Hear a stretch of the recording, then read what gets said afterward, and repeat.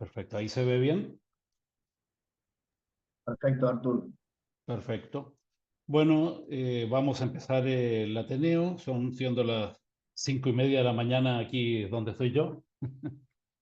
El fondo es virtual, pero si pudiera tener luz a esta hora, que todavía es de noche, eh, sería más o menos por el estilo. Bueno, empecemos por el primer caso. Lo que estoy presentando, una paciente de 35 años que consultó en agosto del 2020 por disminución de agudeza visual progresiva del ojo derecho, que no mejoraba, le estaban haciendo inyecciones antiangiogénicos. Inicialmente había respondido un poquitito, pero después dejó de responder. Como antecedentes, había perdido el ojo izquierdo por una serie de tumores vasculares en el año 2008, o sea, siendo bastante joven. En ese momento la habían tratado con crioterapia en Córdoba, con vitrectomía en Buenos Aires, le habían operado de catarata también, pero pese a todos esos intentos, perdió el ojo por completo. Como antecedentes personales, había sido operado por tumores vasculares, angiomas de médula y de cerebelo. Y ya tenía un diagnóstico confirmado de enfermedad de von Hippel-Lindau. ¿Ah? O sea que lo que tenía era una enfermedad de von Hippel-Lindau con tumores vasculares varios, entre otras cosas. Cuando la examinamos, tenía el ojo derecho con 2/10 de visión, con bastante dificultad, con un escotoma, etcétera. O sea, le costaba mucho ver esos 2/10, tenía que buscar mucho. Y en el ojo izquierdo tenía una omaurosis total, no veía nada. La presión era normal, la biomigroscopía era normal, el ojo izquierdo estaba en tisis. Como dije, estaba tratada con antiangiogénicos, pero en las últimas aplicaciones no había tenido ninguna respuesta y había seguido perdiendo visión. Cuando mirábamos el fondo de ojo de su único ojo, veíamos esto. Eh, esta lesión que se ve acá es una lesión vascular ubicada dentro de la retina, o sea, no es subretinal, sino que es intrarretinal, y está ubicada yuxtapapular. Es un hemangioblastoma de retina, también llamado hemangioma capilar de retina. Tenía bastante exudación y acá vemos comparaciones de una foto de 2 meses antes con la de ahora y uno ve que la exudación había aumentado. ¿Ah? O sea, en el OCT también se notaba, pero acá a fondo de ojo a simple vista se notaba. ¿Ah? Esto es simplemente un RFG para corroborar, digamos, cómo se ve que se enciende eso y después filtra en el tardío, pero en realidad no necesitamos una RFG para diagnosticar esto. Este era el OCT. Ustedes ven que tenía un importante edema macular que había ido empeorando, que también tenía líquido subretinal. O sea, esto explica por qué le había ido disminuyendo la visión. Entonces, primero que nada, bueno, el diagnóstico es bastante claro. Esto es un von Hippel-Lindau con un hemangioblastoma de retina yuxtapapilar. ¿Qué tratamiento le podemos hacer? O sea, ¿alguien tiene alguna opinión de qué tratamiento sería lo correcto en este momento? O si necesita tratamiento. Básicamente se nos plantean un montón de cosas.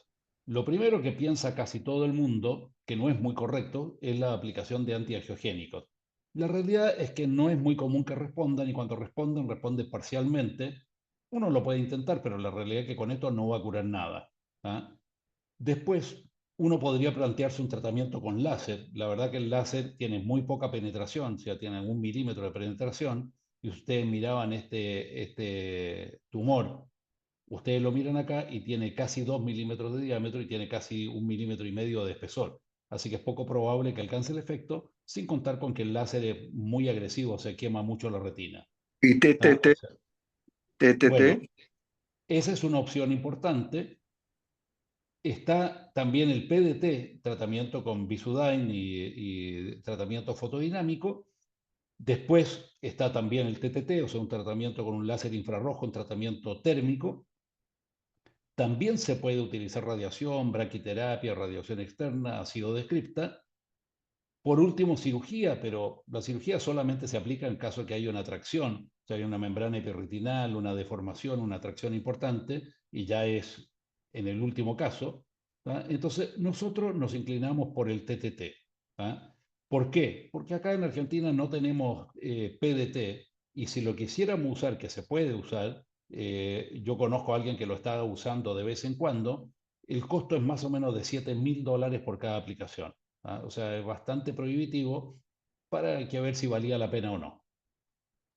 Entonces le hacemos el primer TTT ahí mismo, o sea, al paciente le vemos que no mejoró con las inyecciones, que está empeorando, decidimos hacer el TTT ya, y la realidad es que la primera aplicación que le hacemos no mejora para nada de aspecto, o sea, nosotros miramos el tumor y no se ve cambios. ¿Tá? Uno mira acá y no se ve que haya cambios. Sí se ve que hay disminución del edema macular y sí se ve que hay disminución del líquido subretinal. O sea, ustedes miren este OCT, claramente está distinto, miran el fondo de ojo, claramente hay menos exudado. Entonces, esto fue también con una aplicación de antiangiogénico entre medio. Ella la trataban en Córdoba, entonces el médico de allá quería seguir con los antiangiogénicos. Yo no me opongo en lo más mínimo, porque algo puede ayudar. El hecho es que había mejorado a 4 décimos y había mejorado mucho el OCT, siendo que estaba con el mismo tratamiento que le hacían antes y que no respondía. Entonces yo calculo que esto tiene que haber sido un efecto del TTT. Pero como la respuesta era muy básica y muy incompleta, yo sé que esto va a seguir empeorando, decidimos repetir el TTT, pero con un poco más de intensidad. Obviamente, cuando uno está haciendo un TTT yuxtapapilar, hace lo más suave que pueda. O sea, yo trato de hacer el tratamiento mínimo indispensable y bueno, ahí vamos después aumentando la intensidad poco a poco para no arriesgarnos a producir una quemadura de entrada o algo grave. Entonces le hacemos el segundo TTT, inicialmente en febrero Sí, del perdón. 21, perdón, en febrero del 21 ya casi no hay edema, acá en enero del 20 en febrero del 21 casi no hay edema, hay un mínimo líquido subretinal, el tumor no se le ven cambios detectables, pero claramente está exudando mucho menos. O sea, por ahora el tratamiento fue, si bien no un éxito completo porque el tumor no está destruido, sí fue un cambio importante. Acuérdense que acá estamos Artur, hablando de tumores benignos, lo que nos interesa es frenar la exudación más que destruir el tumor. Nos encantaría destruir el tumor, pero no siempre se puede.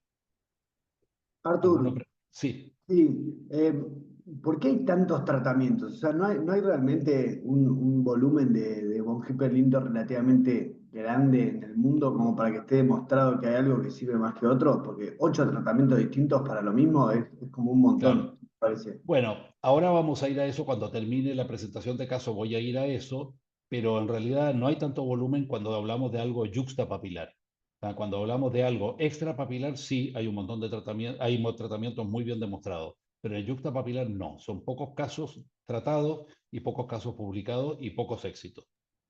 Bien. Eh, Cuando lo vemos en mayo, perdón, esta es la foto de mayo del 21, no hay edema macular directamente, el líquido subretinar prácticamente se fue, la agudeza visual está bastante bien y le viene haciendo antiangiogénico promedio más o menos cada 45 días. ¿Tá? Pero como les dije antes, yo no creo que el efecto sea solamente los antiangiogénicos, porque antes le hacían las inyecciones y estaba cada vez peor. O sea que hay un cambio importante, no en el tumor, pero sí en la exudación. Ahora, esta mujer la seguimos viendo, esto fue mayo del 21, con varios controles intermedios, que se lo hacía básicamente en Córdoba y me mandaba a mí la fotografía. Esto fue un año después prácticamente, en abril del 22, la agudeza visual seguía igual, pero ya había un leve edema. Le seguían haciendo Lucentis cada 1 a 3 meses. Yo recomendé, mientras mantenga la visión y mientras el edema no empeora, era un edema relativamente leve, seguir con observación y ya que le estaban haciendo las inyecciones, que le cambien por algo que tenga más duración, para no tener que estar haciéndole inyecciones cada 1 o 2 meses. Bueno, yo recomendé pasar al BISIC, por lo menos uno puede decir que podía hacerlo 3, 4 meses de separación. ¿Tá? Ahora, un año después todavía, en junio del 23, decide hacerse un embarazo asistido. Antes de eso se hace una inyección de Visic, de brolucizumab, pero al año siguiente y después de haber tenido el parto, le había empeorado la visión, le había aumentado el edema macular, sin líquido subretinal todavía, pero le había empeorado el edema macular y principalmente el tumor había aumentado de tamaño. O sea, ustedes miran esto, que antes tenía el mismo tamaño que la papila y ahora tiene un tamaño que va desde acá hasta acá. o sea, un caso de empeoramiento obvio de crecimiento del tumor. Aquí no tenemos ninguna opción que hacer tratamiento, porque si no esto la va a terminar dejando ciega porque está empeorando. Entonces le indicamos el tratamiento, el TTT, ya en la tercera sesión de TTT.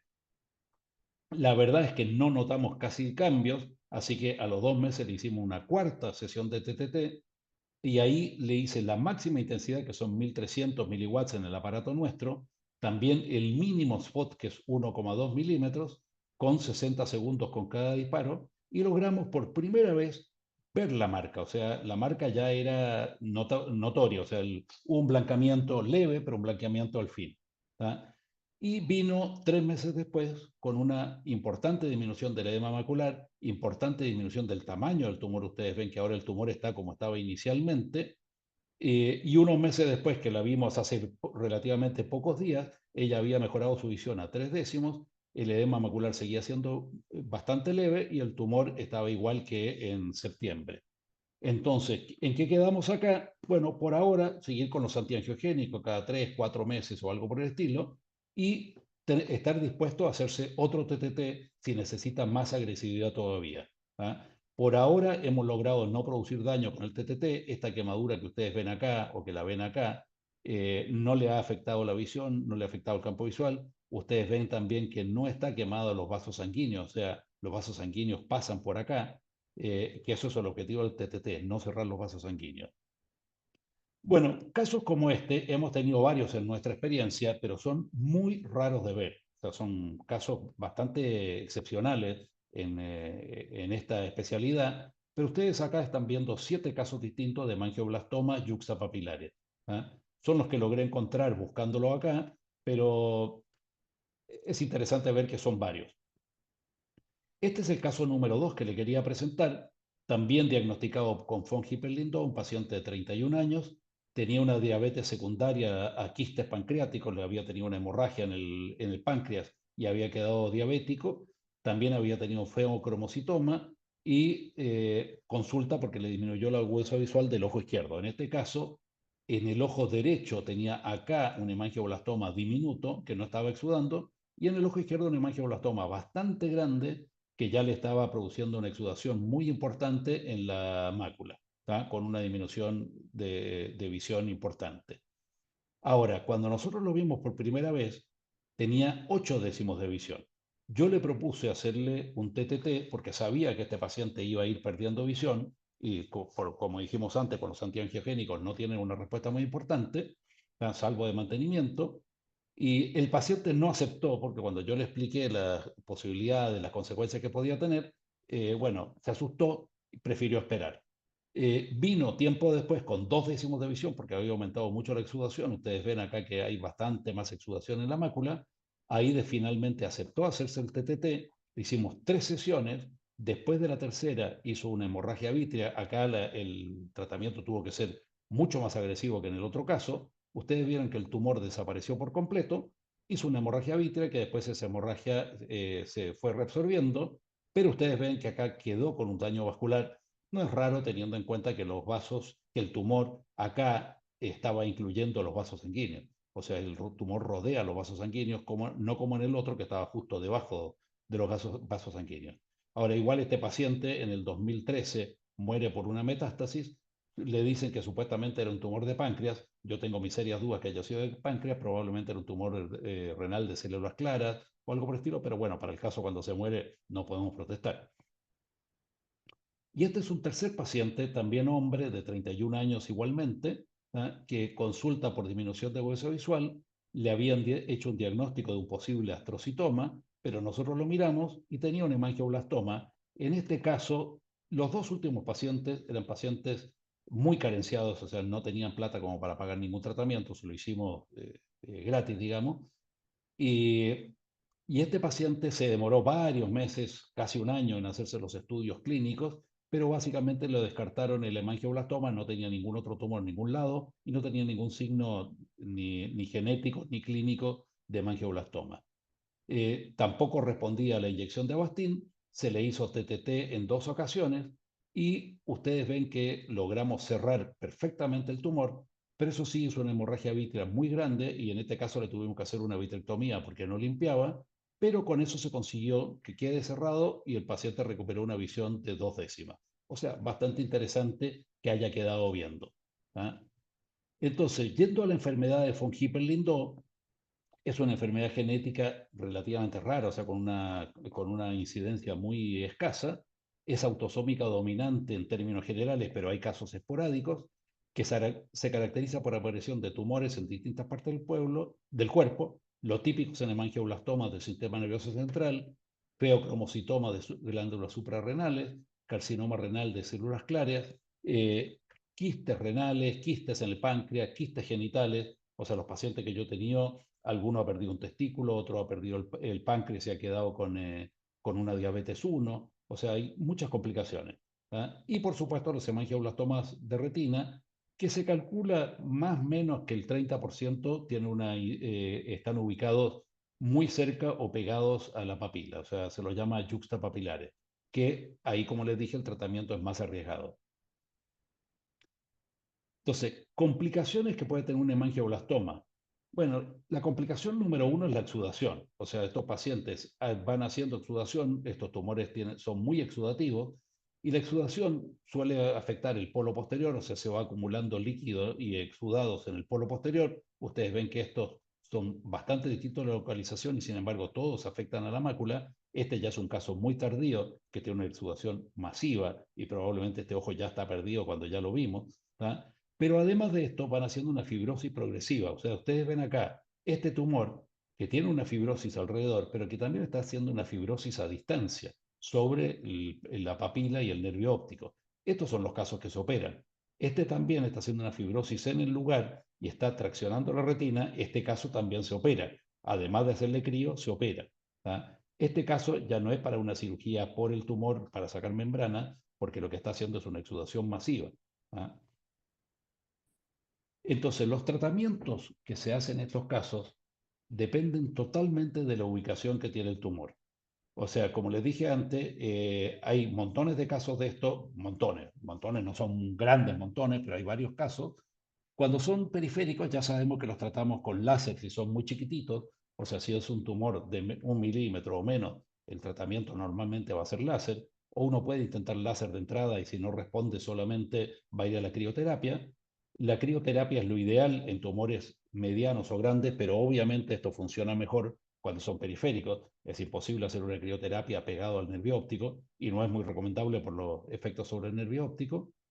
Y se han hecho, nosotros tenemos un caso tratado con braquiterapia, si son tumores muy grandes, muy elevados, ya con desprendimiento de retina, cosa que la braquiterapia es la crioterapia es casi imposible aplicarla, porque cuando tiene un espesor de 4 milímetros, 5 milímetros, es prácticamente imposible hacerle crioterapia. Entonces, pero como les digo, es un caso en toda mi vida que le hemos hecho braquiterapia. ¿Tá? Ahora, en los yuxtapapilares el tema es bastante más discutible por los efectos que tiene una braquiterapia en la papila. Es bastante probable que le afecte la visión. La retinopatía por radiación es un tema que puede afectar también la visión. Entonces tiene un montón de complicaciones. Si uno puede evitarla, la evita.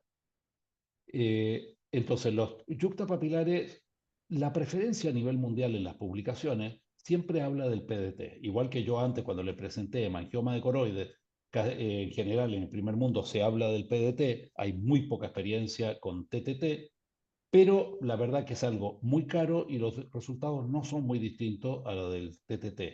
Entonces yo me inclino al TTT, podría pensar en el láser, pero como les dije, el láser es mucho más dañino, va a quemar la retina siempre, va a quemar la capa de fibra siempre. Entonces, bueno, si lo puedo evitar, lo evito.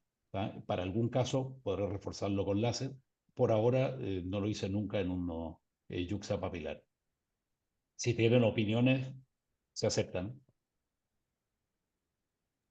Hay relativamente pocos trabajos publicados sobre esto. Este es un trabajo que encontré, bueno, encontré hace tiempo, ¿no? Porque ya los vengo viendo estos casos hace tiempo. Perdón, los busco de hace tiempo, pero esto fue publicado este año sobre tratamiento con termoterapia transpupilar con indocianina. O sea, le hacen un refuerzo de indocianina. Eso se usó cuando estábamos tratando melanomas que en un melanoma amelanótico le hacían una inyección de indocianina y a los 45 segundos de la inyección con indocianina se le hacía el TTT. Supuestamente eso aumentaba la captación de la luz infrarroja y tenía un efecto térmico un poco mayor que cuando se aplicaba el TTT simple, sin nada. ¿Ah? Fíjense que este paciente, este trabajo tenía 8 casos, 8 ojos con hemangioma yuxtapapilar. En 6 de los casos lograron regresión del tumor. Nosotros en los 3 que hicimos lo logramos, pero si lo hubiéramos presentado a mitad de camino y las primeras veces no lo logramos. 3 aplicaciones de promedio, o sea, algunos casos necesitaron varias aplicaciones, nosotros andamos por ahí. Y los 6 que tuvieron regresión mantuvieron, perdón, de los 7, 6 mantuvieron la visión, uno mejoró y uno empeoró. Igual acá estamos hablando de un plazo relativamente corto, porque habían pacientes que tenían 6 meses de seguimiento, un año de seguimiento. Entonces, eso hay que ver qué pasa cuando lleva 2, 4, 6, 8 años. Tengamos en cuenta que acá estamos hablando de pacientes con un promedio de 25 a 35 años. ¿Ah? En los casos nuestros, el promedio fue de 32 años, pero un promedio de edad de gente bastante joven, sobre todo en el von Hippel-Lindau. El angioblastoma en sí puede estar más tardío, pero el von Hippel-Lindau suele ser bastante temprano. Este es otro trabajo que para variar está el grupo de los Shields, pero cuando ustedes miran esto, es interesante ver que el grupo de los Shields publicó esto y lo que presentaban, fíjense que una publicación del año 21, ellos presentaban un tratamiento con terapia fotodinámica, pero solamente de 18 casos y solamente 7 de estos eran yuxtapapilares. O sea que los números no son tan distintos de lo que tenemos nosotros. Que nosotros podamos tener 3 casos tratados y que ellos tengan 7, es interesante ver que juntamos muchos. Eh, con la terapia fotodinámica habían tenido un promedio de 1,8 tratamientos, pero iban desde 1 hasta 4. También acá se aplica lo que había hablado antes, que habían pacientes que tenían un seguimiento corto, o sea que tenían 6 meses, 10 meses, 14 meses, cosas por el estilo, y estos pacientes pueden con el tiempo empeorar. ¿Ah? El control tumoral lo habían conseguido en el 70%. Por control tumoral hablamos de un tumor que no siguió creciendo más que de destrucción total. El edema macular había mejorado en el 58%, en el caso nuestro mejoró en el 100%, claro que el 100% de 3 hay que tener en cuenta, y la visión quedó igual o mejor en el 70% de los casos. ¿Ah? Nosotros en 2 de los 3 casos quedó con mejor visión, pero bueno, no es un resultado fantástico, pero ustedes ven que no hay resultados fantásticos. ¿Ah? Lo que estamos acá peleando, y yo lo que le digo a los pocos pacientes que hemos tratado, les digo, nosotros estamos peleando porque no pierda el ojo, no estamos peleando porque vea bien, eso no creo que lo consiga, pero si logramos mantener esta visión, espectacular. Igual, sinceramente, yo creo que estos pacientes, por la evolución que uno ve, que han tenido ellos y por la evolución que uno ve en las publicaciones que hay, a la larga van a seguir perdiendo visión porque van a tener otros tumores o porque este mismo va a seguir exudando. Pero uno tiene que tratar lo que pueda tratar. Hay esta es una publicación de los Shields que habían hecho simplemente un seguimiento, o sea, habían hecho seguimiento retrospectivo de 72 ojos con tumores yuxtapapilares y habían visto cómo habían evolucionado. Esto es una época previo a los tratamientos de terapia fotodinámica en el nervio óptico en estos casos y previo al tratamiento con TTT. O sea, en esta época solamente hacían con láser y cuando uno mira los detalles del tratamiento, la verdad que la evolución fue bastante mala, con una gran mayoría de los pacientes teniendo pérdidas graves de visión, aunque ceguera.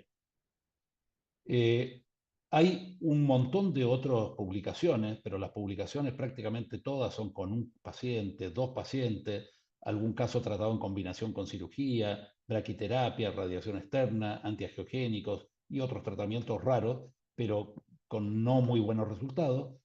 Los resultados son relativamente anecdóticos porque uno no puede hacer una, una, un cálculo estadístico con 3 casos que tengo yo o con 7 casos que tienen los otros tratamientos que están publicados. ¿Ah? Entonces son un poco aleatorios, pero está claro que es mejor tratarlos que no tratarlos. Y muy importante tener en cuenta que los antiangiogénicos hasta ahora han tenido un relativo beneficio en cuanto a disminuir el líquido por un tiempo, pero prácticamente en todos los trabajos a la larga ha ido empeorando el paciente. Entonces no es un tratamiento que sirva para el largo plazo. Como conclusión, también a tener en cuenta, cuando uno ve un hemangioblastoma de estos yuxtapapilares, Alrededor del 50% tienen von Hippel-Lindau. La mayoría, o sea, hay un montón que no son von Hippel-Lindau, por lo tanto hay que estudiarlos y verlos, porque no es lo mismo, obviamente, el pronóstico de uno que del otro. Tienen mal pronóstico visual de largo plazo, pero bueno, yo soy optimista que si el paciente es cumplidor, le podamos mantener esta visión por lo menos durante muchos años. Los tratamientos que yo vi son bastante similares, si es que no idénticos, con PDT y TTT. Los resultados, las complicaciones, casi todo es muy parecido, así que no me inclino a gastar los $7.000 por sesión, que sería el PDT. Y el tratamiento es muy subjetivo, o sea, uno dice y uno ve las publicaciones y uno le hace con tal intensidad, el otro hace con tal otra, incluso en el PDT, que tiene un tiempo estipulado de 80 y pico de segundos, algunos le hicieron doble flujo, o sea que le hacen el doble de los segundos. Entonces, los tratamientos como se están haciendo, no hay una cosa evidente que hay que hacer tal cosa y responde. Por lo tanto, es un poco ojímetro. Así que bueno, muchas gracias. Preguntas, comentarios, se aceptan. Artur, ¿no le hubieras hecho, por ejemplo, uno de los que mostraste, no me acuerdo si era el primero o el segundo, no le hubieras hecho más agresivo de entrada, si te viene de vuelta ese paciente? Yo creo que hoy le haría un poco más agresivo de entrada. Hay que tener en cuenta que los dos primeros casos que traté, los dos hicieron hemorragia vítrea y uno de ellos terminó con vitrectomía. Y, a ver, les voy a mostrar, les voy a compartir de nuevo, si aguantan.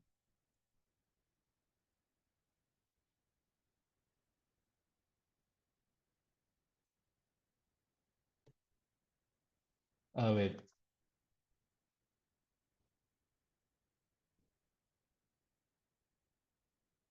este paciente de aquí, si ustedes ven esta lesión, esto fue una retinosquisis que se produjo después del tratamiento. ¿Tá? Era una retina que estaba infiltrada por exudación, pero se produjo una retinosquisis. ¿Por qué? Porque habitualmente después del tratamiento, ya sea con PDT o con TTT, se produce como una exudación muy intensa en los primeros días o semanas y después se va mejorando. Entonces, yo creo que a la larga vamos a empezar a tratarlo un poco más agresivamente, por este último caso especialmente, y sobre todo porque vemos que en los otros casos hemos tenido que repetir los tratamientos. ¿Ah? Entonces, la otra es probar con la indocianina. De hecho, he estado averiguando el precio de indocianina, pero no he conseguido por ahora. Le escribí a unas personas que se supone que la traen, pero ni siquiera me han contestado. Pero sí, es una opción tratarlo un poco más agresivamente, teniendo en cuenta que si se me pasa la mano, estoy quemando el nervio óptico. ¿Ah? No es una pavada.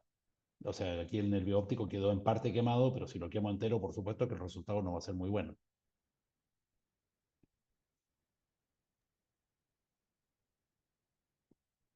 ¿Algún otro comentario o le dejamos al doctor Inchauspe que siga? Bueno, doctor Inchauspe, todo Bueno, tuyo. gracias. Gracias, Arturo. Buenos días a todos. Bueno, hoy traje a un amigo, un invitado que ya es amigo de consultores, el doctor Alex Ponoliosa. Él es el médico oftalmólogo del Hospital Cruces de Bilbao y presidente de la CEIOC. Y bueno, nos va a compartir un caso. Así que bienvenido, Alex. Hola, Muchas gracias. buenos días, buenas tardes casi en España y aquí, buenos días en Argentina. Muchas gracias, Sebastián, por la invitación. Es para mí, como siempre, un placer participar en... He traído un caso clínico que yo creo que puede ser muy interesante, porque, bueno, hemos hecho un abordaje diagnóstico que también quería que me dierais vuestra opinión y también la evolución ha sido un poquito atípica. Y bueno, yo creo que puede ser, pues como digo, muy interesante. Estoy compartiendo la presentación, yo creo que se ve. Sí, Sí, ¿no? Alex. Perfecto. Bueno, pues como os decía, es un caso de una paciente, una señora de 73 años, que bueno, tiene unos antecedentes médicos no muy relevantes: hipercolesterolemia, asma, una otitis crónica media, una endometriosis. Y desde el punto de vista ocular, pues era una paciente sedopápica, había tenido un herpes oftálmico derecho hace años y consulta por una disminución de agudeza visual en ambos ojos de ya de un año de evolución o más. Realmente la agudeza visual estaba muy disminuida, 20/50 y 20/63. No había inflamación en el segmento anterior, no habían sinequias y la presión intraocular era de 15 milímetros de mercurio en ambos ojos. Este era el aspecto del fondo de ojo. Llamaba la atención lo primero, unas opacidades en el vítreo importantes que dificultaban ver los detalles. También llamaba la atención unas lesiones profundas, parecía que tuviese un aspecto atrófico algunas de ellas.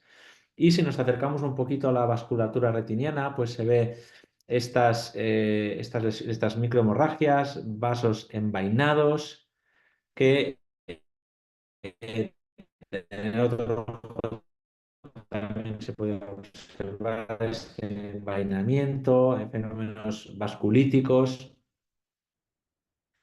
Y esta es la imagen de la angiografía fluoresceídos. Llama la atención en los tiempos iniciales esta mezcla de hiperfluorescencia y luego en las fases más tardías una hiperfluorescencia marcada por una vasculitis difusa, como podéis ver. Esto es una imagen de Whitefield en el que se ve esta vasculitis que sobre todo es de los vasos de poro posterior, pero también en periferia hay inflamación vascular. Y esta es la imagen del ojo izquierdo, tiempos iniciales y tiempos tardíos. Veis las opacidades vítreas tremendas que tenía esta paciente. Y el verde en cianina que costaba de ver, tenía una, como digo, mucha opacidad en el vítreo y era difícil valorar el verde de cianina. Esta es una autofluorescencia que también mala calidad por las opacidades en el vítreo, pero ya se veía, llamaba la atención también que tenían un patrón negativo de la angiografía fluorescénica, tanto en el ojo derecho como en el ojo izquierdo. La OCT también nos aportaba bastantes datos, llamaba sobre todo la atención algunas zonas de engrosamiento del epitelio pigmentado de la retina. En algunas zonas estaba más atrófico el epitelio pigmentado de la retina, incluso alteración de los elipsoides, una abolición de la zona de los elipsoides. También la coriocapilar estaba bastante desestructurada y había fenómenos de cronicidad como membrana epirretiniana y algún quiste intrarretiniano. Había edema en el nervio óptico en los dos ojos. Y bueno, ¿qué tenemos desde el punto de vista de los hallazgos de la semiología? Tenemos infiltración en el vítreo, una vasculitis retiniana, predominantemente flebitis, afectación del epitelio pigmentado de la retina, estas zonas de engrosamiento y algunas zonas de atrofia y algunas zonas de disrupción de los elipsoides. La coriocapilar también estaba afectada, inflamación del nervio óptico y había, como digo, signos de cronicidad, había membranas epirretinianas y algún quiste retiniano. Realmente, a la hora de establecer un diagnóstico diferencial, cuando veías el fondo de ojo, te venía a la cabeza la enfermedad de Birschoff, de estas lesiones coroideas o potenciales en el vítreo, pero también, bueno, podríamos considerar la sarcoidosis, en este caso, por presencia de colitis multifocal. Algunos motivos que ahora comentaré también, fenotípicamente, pues no cuadra del todo, pero tenía otros hallazgos que nos hicieron incluir a esta paciente en el diagnóstico diferencial. Después, los sospechosos habituales, siempre hay que poner sífilis, tuberculosis. Y así, bueno, empezamos a pedir pruebas, serologías de todos los gérmenes que hemos comentado y otro más, todas negativas, un cuantiferol negativo, un TAC craneal normal, un TAC body normal. Y realmente, esta paciente, el primer abordaje o el primer razonamiento fue el siguiente. Una paciente mayor con también en el vítreo y estas lesiones en el EPR, en el OCT, estos engrosamientos del EPR, yo creo que en estos casos estamos obligados de los dos ojos de vitrectomía diagnóstica. Hicimos una vitrectomía. Cuando sospechas linfoma intraretiniana, tienes que hacer una vitrectomía bajo aire porque la muestra es hipocelular. Hicimos una vitrectomía bajo líquido, cosa que no deberíamos hacer, pero bueno, en ese momento veíamos mucha infiltración en el vítreo, pensamos que podía salir alguna muestra. Y luego ya cuando los resultados fueron negativos, pues hicimos una vitrectomía bajo aire, que es más incómoda, se ve mal, estás incómodo en la cirugía, pero es la manera de que la muestra sea más rentable desde el punto de vista diagnóstico. Como digo, los resultados fueron negativos, tanto de citología como de inmunofenotipo en los dos ojos. El primer ojo que operamos también pedimos una PCR de Whipple, porque habíamos tenido un caso similar hace algunos años y no salió negativa, PCR de Whipple. En el otro ojo, además, pedimos la mutación, descartar la mutación del MIT88, que se ha visto que en un alto porcentaje de linfoma vitreoretiniano primario, también linfoma del sistema nervioso central, pues es positiva, que en este caso había una muestra insuficiente. Y, como digo, inmunofenotipo y citología, todo negativo. Además, aprovechamos para quitar la membrana peritoneal en este caso. Os les muestro las imágenes de pre y post. A la derecha tenéis la geografía pre y post con estas opacidades del vítreo tremendas. Y en el post se ve, lógicamente, en la desaparición de estas opacidades, cierto grado de inflamación todavía, pero parece que menos, y alteraciones del epitelio pigmentario, probablemente de efectos ventana, como podéis ver aquí, en los dos ojos, que lógicamente se correspondían con zonas de hipoautofluorescencia, como podéis ver en la imagen, en la autofluorescencia del fondo ocular. Y llama la atención estas lesiones que se intuían antes de la cirugía, estas lesiones hiperautofluorescentes que probablemente se correspondían con engrosamientos del epitelio pigmentario de la retina. Grandes rasgos, pues no, muy parecida a la anterior antes de la cirugía. Y lo que para nosotros fue clave en el diagnóstico de esta paciente fue hacerle un bevacizanina, que podéis ver aquí unas lesiones en múltiples spots hipocianescentes que ya nos apuntaron o nos sugieren un poquito uno de los diagnósticos que teníamos en mente, pero que, bueno, nosotros teníamos un poquito la mosca detrás de la oreja con el tema del linfoma por estos hallazgos que hemos dicho y pensamos que teníamos que descartar mediante vitrectomía este caso. Pero la paciente, pues bueno, recapitulamos un poquito los hallazgos: infiltración del vítreo, plebitis, alteración del EPR, afectación de la criocapilar, inflamación del nervio óptico y coroiditis. Entonces, hay pocas entidades que provocan fibritritis, plebitis y coroiditis, y hay una entidad que es la enfermedad de Beershot, que se caracteriza por el HLA29, que esta paciente le pedimos y tenía positivo. Entonces nosotros pensamos que estamos ante un Beershot un poco atípico, luego podemos comentar y discutir si queréis. Y bueno, era un Beershot ya, pensábamos que bastante avanzado, con muchos fenómenos inflamatorios, y pusimos pulsos de corticoides y empezamos ya con anti-TNF y un inmunosupresor convencional.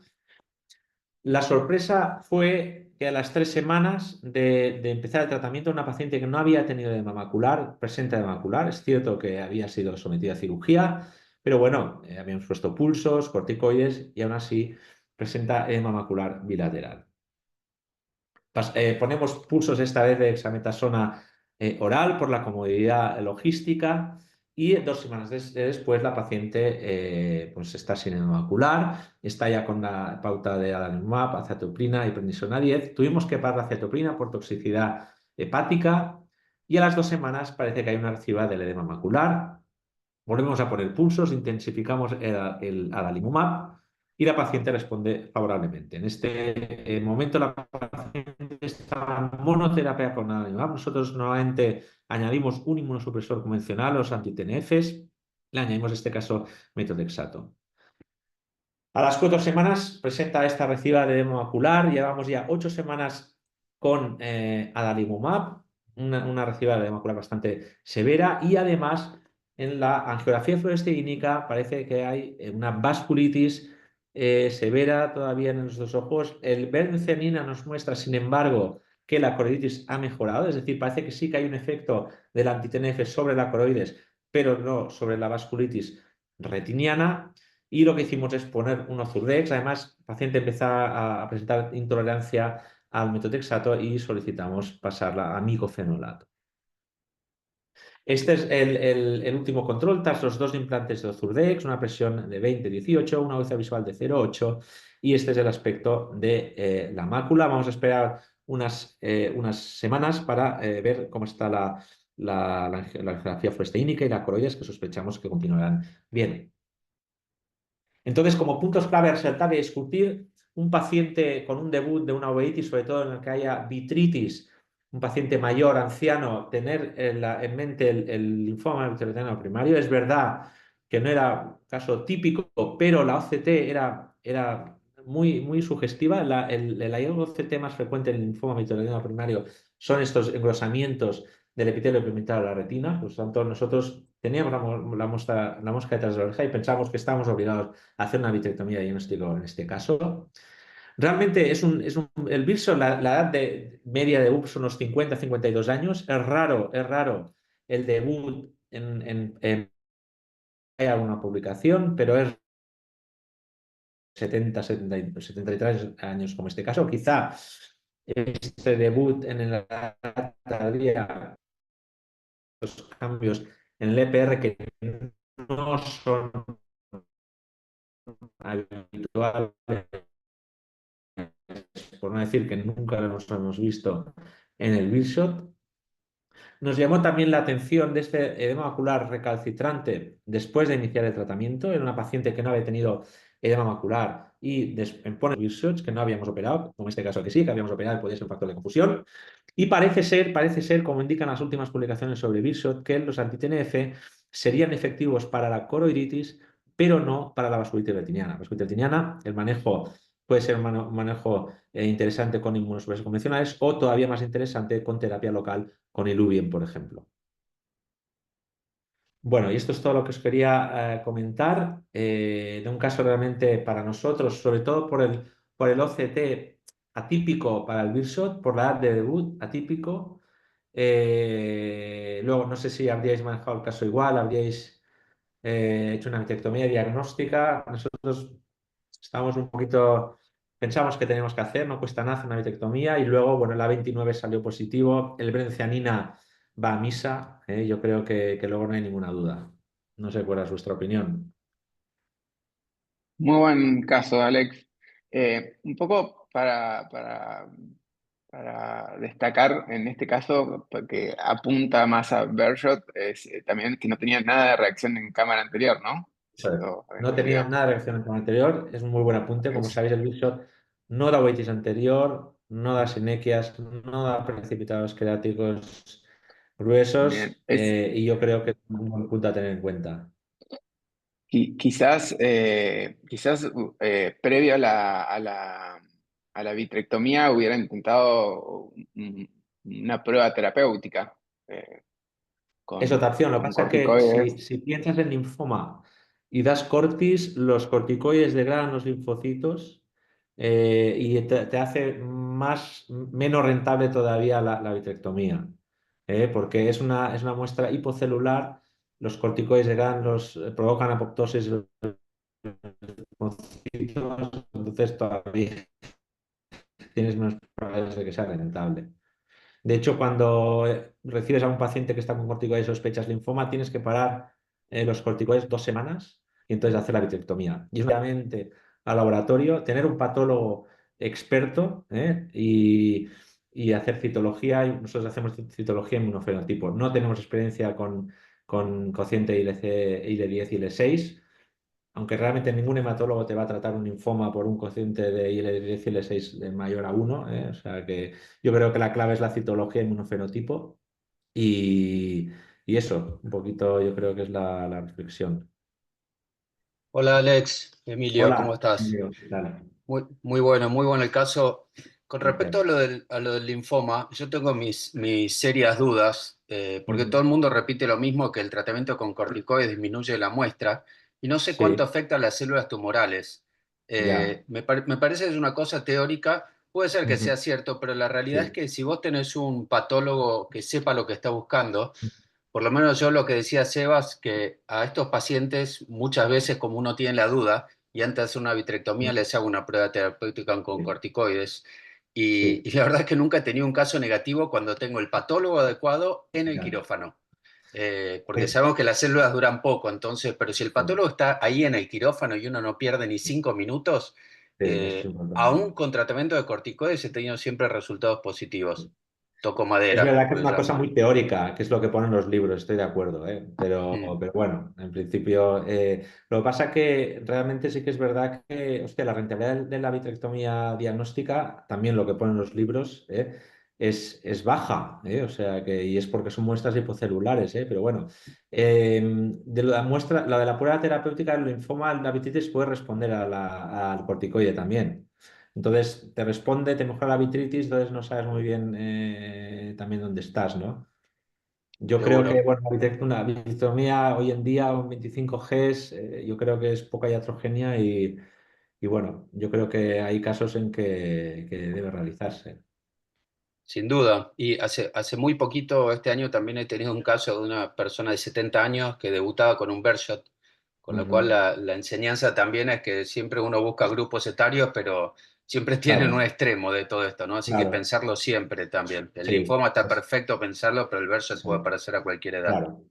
Nosotros lo que más nos llama la atención, aparte de la edad, es la OCT, porque esta OCT, estos engrosamientos del EPR, realmente yo lo he estado revisando y no, y en otros foros que he presentado ya este caso, y realmente no es lo típico del Birdshot. Birdshot con la evolución se atrofia la mácula, pero estos engrosamientos del EPR realmente no están descritos. Entonces, pues bueno, ahí no sé si nos despistó o nos indujo más un poquito vamos a hacer una vitrectomía y luego ya veremos. Me parece excelente. Bueno, Alex, mira, es como que si nos hubiéramos puesto un poco de acuerdo, pero no fue así, es casualidad. Si quieren, les presento un casito con el tiempo que nos Sí, queda, perfecto. ¿eh? Y que la verdad que tiene mucha relación. Bueno, este es un caso que vi este año, una paciente de 43 años de edad que comienza unas semanas antes con molestias en el ojo derecho. No tenía hipersensibilidad de cuero cabelludo, no dolores de cabeza, no tinnitus, había consultado en varias guardias, su agudeza visual era de 10 décimas, tenía células en segmento anterior, tenía una uveitis de 3 cruces de célula, precipitados, sinequias. Y el fondo de ojo mostraba esto. Mostrábamos una papila, primero tenía una vitreitis y una papilitis también. Esos son artefactos, no son focos, los que se ven en inferior. Y este es el ojo izquierdo, que también tenía algo de vitreitis y algo de envainamiento vascular en la zona inferior. Esta es la autofluorescencia, que no mostraba mucho, no mostraba nada destacable por lo menos. Esta es la RFG, donde vemos que empieza a filtrar el nervio en la papila. Ahí está, ahí va. Y bueno, entonces hasta ahora teníamos un poco de papilitis en el ojo derecho, vitreitis en los dos ojos, y el ojo izquierdo pareciera que filtraba un poquito también, pero nada del otro mundo. Era una uveitis anterior, uveitis posterior, pero sin foco, o sea, compromiso del vitrio. Se le pide la serología viene negativa, ¿eh? Entonces, decido comenzar el tratamiento con corticoides, 1 mg/kg. Esto es bastante más rápido, se lo hago el resumen del caso. Bueno, cuando empiezo con el descenso, un descenso lento de cada 2 semanas, cuando llegamos a los 4 miligramos, la uveitis se reactiva, o sea, vuelve a ver. Había respondido bastante bien, pero cuando empezamos a bajar, la paciente también era rellenita, si se quiere. Entonces, cuando empezamos a bajar el corticoide, vuelve la inflamación. Ahí decido agregar metotrexato, se te sube el corticoide a 12 miligramos, mejora de nuevo, pero no se terminaba de ir la inflamación, o sea, no se terminaba de ir esas células en vitrio. Sí, en segmento anterior se limpiaba bastante. Y viene a las 5 semanas de haber comenzado el metotrexato con algunas hemorragias ahí peripapilares y no sé, no ven mi cursor, ¿no? O si están viendo el cursor. Bueno, este foquito ahí en zona nasal del ojo derecho. Cuando vamos a ver el ojo izquierdo, que era su ojo bueno, eh, también vemos que la papila está más borrada y aparece también este foquito en nasal y más al extremo nasal aparecen otros foquitos más, que parecieran más subretinales. Bueno, como llevábamos 5 semanas de metotrexato, decidí esperarlo un poquito más. La vitreitis, o sea, había mejorado, pero no se terminaba de ir del todo. Esta era la autofluorescencia, la derivé con clínica médica, pero la paciente estaba haciendo cuadros hipertensivos, así que la empezaron a tratar, entonces asumí que esas hemorragias quizás eran por un cuadro hipertensivo, y esta es la autofluorescencia del ojo izquierdo, donde se ven ahí los foquitos que describían en la foto de pseudocolor. Esto es a las 8 semanas con el metotrexato. Vemos que la papila está más borrada, hay menos vitritis, sí, pero esos focos aparecieron, y no solo aparecieron, sino que aumentaron. Este es el ojo izquierdo, donde vemos estas lesiones ahí en nasal, que ya son bastante más prominentes, pero la vitritis sí había mejorado bastante. Fíjense que la imagen es bastante más clara. Esta es la autofluorescencia. Y 12 semanas, hay aumento de metotrexato. Continuamos con el vitrio mucho más limpio que al principio, pero estos focos coroides y las papilas con estas lesiones. Este es el ojo izquierdo, que era el que peor evolucionaba. A todo esto, la paciente mantenía las 10 décimas de visión en ambos ojos, no había compromiso macular. Entonces, le hacemos una OCT y aparecen estos infiltrados. Tenemos subepitelio pigmentario y otros que están rompiendo la Bruch, como es el caso de la izquierda.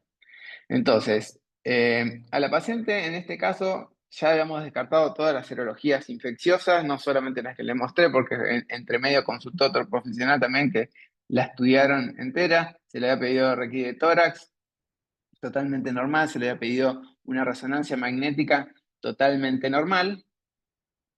Por lo tanto, con este cuadro, así, el laboratorio normal, la resonancia magnética normal, se le hace una biopsia de vitrio retina. ¿Qué hubieran hecho hasta ahora con este cuadro? Sí, que respondía al corticoide parcialmente, no se terminaba de ir la inflamación, 42 años, no estamos en un grupo etario grande, serologías infecciosas negativas, serologías para sarcoidosis también negativa.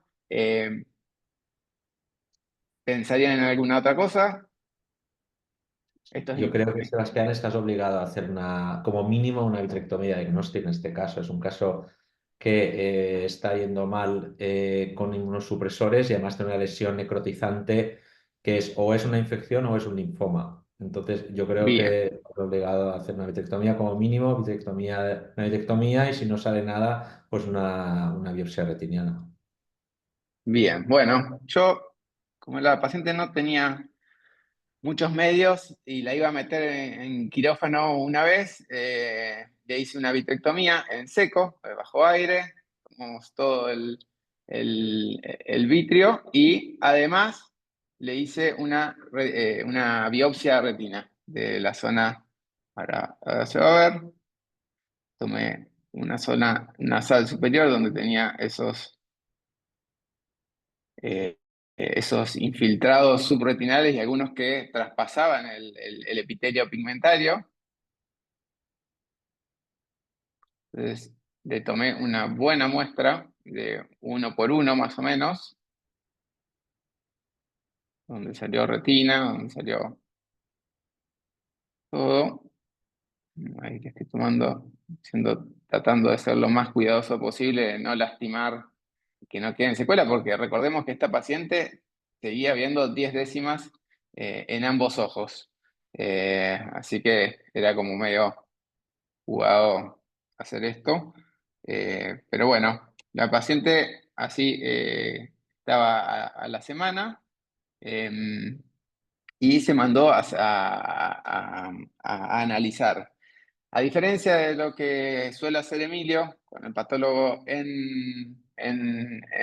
¿cómo es? En el quirófano, yo la envié a un hospital donde ya había coordinamos el tiempo de traslado de la muestra, que tiene que ser menor de 1 hora,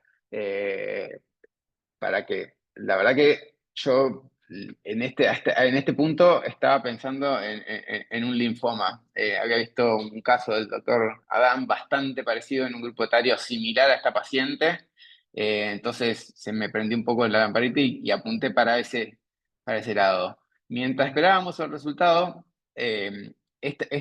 esta biopsia todos fue con 15 días, como decía Alex, con 15 días sin tratamiento, sin corticoides y sin metotrexato, sin nada de tratamiento. Mientras esperaba el resultado, que me lo dieron más o menos a los 10 días, el ojo izquierdo continuaba empeorando, continuaba apareciendo estas lesiones, que es de engrosamiento, o sea, rompen la Brooks, pasan a su neuroepitelio y llega la muestra totalmente negativo, negativo para infiltrados linfoides, solamente algunos escasos macrófagos y algunos polimorfos nucleares. Entonces, revisando un poco la literatura y como decía Alex, las lesiones estas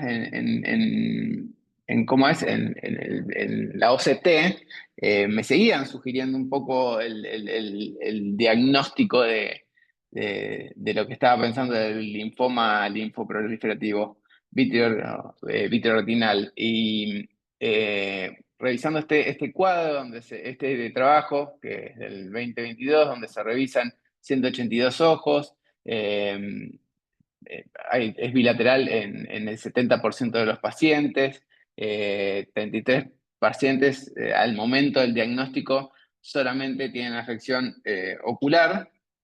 Bueno, comparando las lesiones que veíamos en la OCT de mi paciente, comencé a tratarlo con metotrexato intravítrea. Este es el ojo izquierdo, después de 9 inyecciones. Primero comencé semanalmente y las últimas 2 semanas vi 2 aplicaciones por semana. Y la verdad que el ojo izquierdo mantiene las 10 décimas, no tiene casi inflamación y las lesiones están más aplacadas. Ahora vamos a ver, no siguieron progresando, que es el ojo vitrectomizado. Fíjense, el antes, después enseguida de la vitrectomía, y la de la izquierda es el posterior de la vitrectomía. No siguió empeorando, mantiene sus 10 décimas, no tiene casi vitritis. Solamente la tengo con 2 gotitas de prednefrin y metotrexato, porque también tenía reacción en cámara anterior, pero las lesiones están como más aplacadas. A ver si vemos ahí, más aplacadas, están más planas y no progresaron más. Pero el ojo derecho no tuvo la misma evolución, que es el que no operé. Al contrario, fue empeorando. De hecho, ahora está viendo 4 décimas y apareció este foco ahí cerca de la mácula con ese material y bastante exudación. Entonces, mi pregunta, y por eso te diría este caso, a ver, ustedes, ¿qué, qué, qué, qué, qué conducta tomarían o qué harían en este caso ahora? Vaya complicado, ¿no, Sebastián? Porque no tienes una evidencia, ¿no? de Cero. linfoma.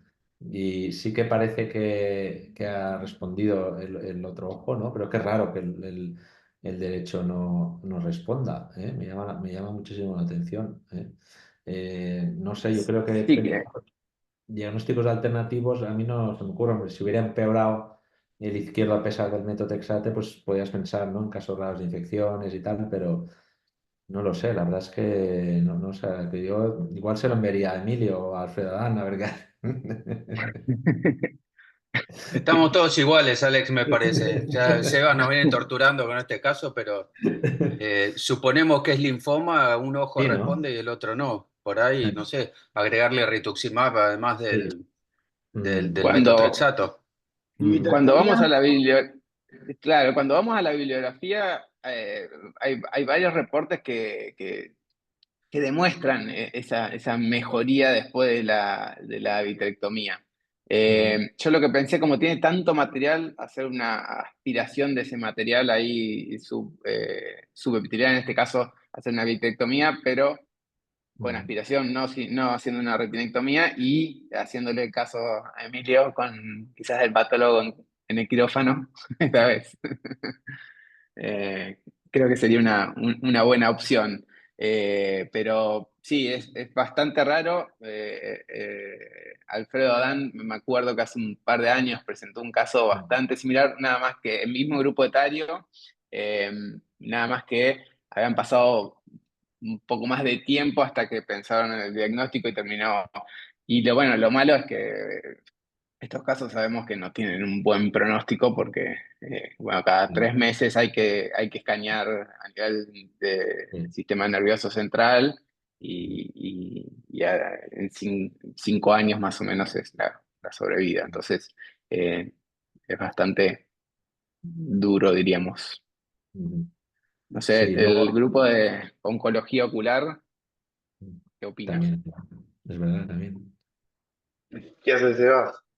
Eh, la verdad que bueno, ya lo venimos charlando mucho el caso con vos últimamente, así como con Emilio también. Una lástima, mala suerte lo de la patología. La verdad que esa diferencia, ¿viste? De tener el patólogo en quirófano o mandar la muestra, el resultado que nos trae es que si tenés el patólogo en el quirófano vas a tener la citología solamente, mientras que si mandás la muestra y la analizan bien, en teoría vas a tener toda la inmunomarcación para saber qué marcadores tiene exactamente. Pero eso funcionaba excelente con Croxato, ¿no? Emilio tiene un montón de casos que los revisamos todos, que Croxato le describía hasta el último pelo de cada célula y con eso te decía exactamente cuál es el diagnóstico con una certeza completa. Hoy en día estamos un poquito más a la deriva, ¿no? Como todavía no tenemos exactamente qué hacer con estas muestras, no tenemos el mejor lugar a donde mandarlas, así que es algo que, nada, a seguir buscando dónde mandarlas. Entonces, me parece bien que para el segundo ojo hagas la otra prueba, lo que charlábamos antes, hacerla en quirófano y ver si esa opción tenés un rédito mayor de la muestra. Y después del tratamiento, sí, también lo otro que habíamos hablado era, yo no sé, viste que ahora empezaste a hacer las inyecciones más seguidas, las estoy haciendo 2 veces por semana, no sé si ya viste alguna diferencia en el resultado, porque eso en teoría es lo que está más demostrado que funciona, o sea, la vida media del Rotexato in vitro es alrededor de 72 horas, entonces habría que hacer al principio en el periodo de inducción 2 por semana. Desde que aumentaste la dosis, ¿notaste algún cambio o todavía no? Mira, desde que aumenté la dosis, fueron 2 semanas, de las cuales la semana pasada fue una de ellas. Mm. Así que esta semana la controlo y es donde voy a comparar, a ver si desde que aumentamos la dosis hubo una mejoría. Otro problema que estoy teniendo con esta paciente, que justamente en el ojo no vitrectomizado, cada vez que le hago la aplicación, tengo que hacerle paracentesis porque hace hipertensiones oculares, que no es nada agradable tampoco. Entonces, creo que si no veo cambios, la conducta va a ser una vitrectomía del ojo derecho y tratando de aspirar eh, con subretinal, ese material subretinal que hay ahí, que está por debajo de o sea, inferior a la fobia. Pero bueno. Me parece, yo haría eso exactamente, y después lo otro, lo que decía Alex también, que después hay que ver acá el tema económico, la opción de rotar el tratamiento, porque también está demostrado eso, que en casos que no respondan a metrotexate se puede o agregar o rotar al rituximab. Pero bueno, ahí hay que ver Claro, el tema costos. en este caso no hay muchos medios y la cobertura que tiene de salud que tiene la paciente, si yo no muestro algo realmente Sí. con biopsia, con algo, no se lo va a probar. Nada. Mm. También lo que vi que las comparaciones porque el otro tratamiento es la radiación, bueno, radiación versus intravítreas, eso no hay mucha diferencia tampoco en la sobrevida ni en los resultados, ¿no? Así que, pero sí, No, sería es que muy eso bueno lo sabemos. poderle rotar al rituximab. Sabemos que el tratamiento acá, por lo menos de lo que está demostrado y estudiado, es que no, lamentablemente al día de hoy no estamos aumentando la sobrevida de estos pacientes, sino que le estamos tratando el problema en el ojo sin así disminuir la provisión al cerebro. Eso al día de hoy la verdad que no se logra todavía.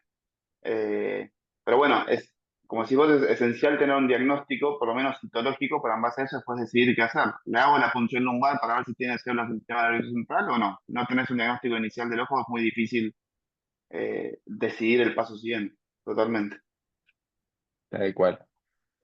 Bueno, creo que nos pasamos ya 5 minutos. Bueno, hoy es el último Ateneo del año. Pato, no sé si querés decir algunas palabras. Agradecemos a Alex la presencia. Muchísimas gracias, Alex. Estuvo muy bueno el caso y parece que nos pusimos de acuerdo, pero no fue así. Gracias, Arturo. Y bueno, gracias a todos los que estuvieron compartiendo todo este año, levantándose de 7:30 para estar acá conectados. Gracias, Alex. Te esperamos el año que viene. Venga, venga, contad conmigo. Me lo apunto ya. Adiós. Hasta el Venga, año que adiós. viene. Muchas gracias. Adiós. Hasta luego. Semana. Felicidades para todos. Felicidades. Hay que felicitar a los coordinadores por tan buena coordinación del curso este año y espero por un año más, Sebas y Pato. Es verdad, son reelegidos. Felicitamos a los coordinadores. Felicito. Muy bien. Qué chupamedias. Qué Que no chupamedias. cambien nunca. No será así. Vayan preparándose. Hasta luego. Chao, Alex, Hasta gracias. luego. Coordinadores Gracias a eternos. vosotros. Un abrazo. Hasta luego. Chao, Alex. Gracias. Hasta luego, gracias a vosotros. Hasta pronto. Venga.